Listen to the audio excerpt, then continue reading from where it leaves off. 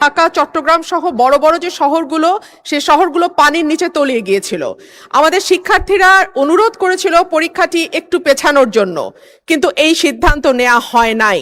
যে সকলেই বলল যে ওয়েদার ভালো হবে, সেই জন্য আমরা পরীক্ষা রেখেছি। সকালে ঘুম থেকে উঠেই দেখতে পেলাম কুমিল্লা সরকারি মহিলা কলেজের মাঠ পানিতে ভরে গিয়েছে।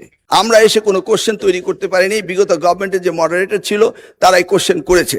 তবুও আমরা তাৎক্ষণিকভাবে ঘোষণা দিয়েছি যে ফিজিক্সের 6 এবং 7 দুইটি কোশ্চেন ভুল হয়েছে, সেটাকে আমরা ফুল ক্রেডিট দিয়ে দেব।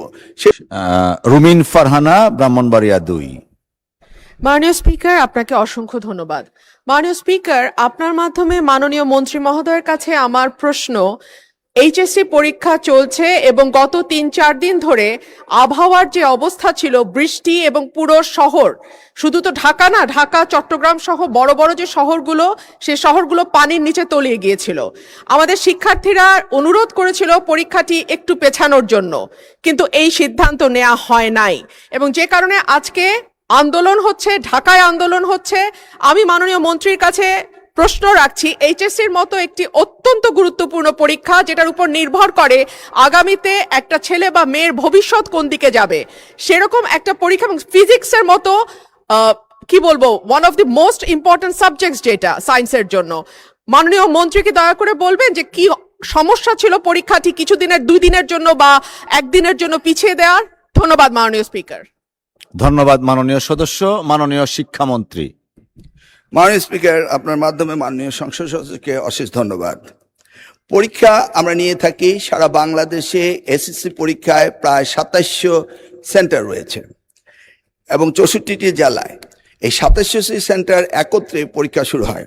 ইতিমধ্যে আপনারা শুনেছেন যে চট্টগ্রামে যখন এই ফ্লাড হলো, তখন আমরা একে একে প্রথম রাঙ্গামাটি, বান্দরবন, পরে আমরা খাগড়াছড়ি এবং এরপরে আমরা চট্টগ্রাম পুরা বোর্ডের পরীক্ষা আমরা বন্ধ করে দিয়েছি।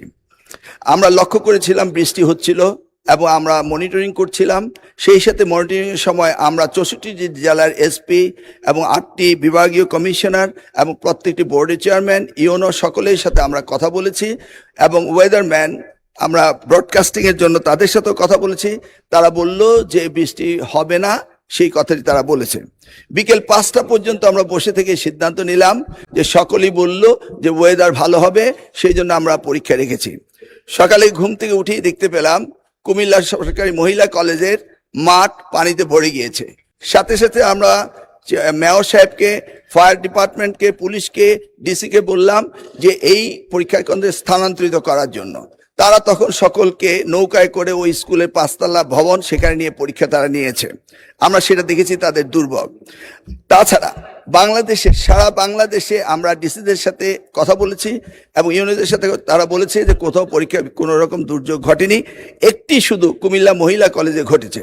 এবং সেই সাথে ফিজিক্সের প্রশ্ন 6 এবং 7 এই 2টি প্রশ্ন ভুল হয়েছে। মাননীয় স্পিকার, আমরা দায়িত্ব পেয়েছি মাত্র 4 মাস। কোশ্চেন মডারেটর, আগের কোশ্চেন মডারেটর কোশ্চেন করেছিল। আপনি জানেন যে কোশ্চেন মডারেট করতে হলে এই প্রক্রিয়াটি 2 বছর আগে থেকে শুরু করতে হয়। আমরা এসে কোনো কোশ্চেন তৈরি করতে পারিনি। বিগত গভর্নমেন্টের যে মডারেটর ছিল তারাই কোশ্চেন করেছে।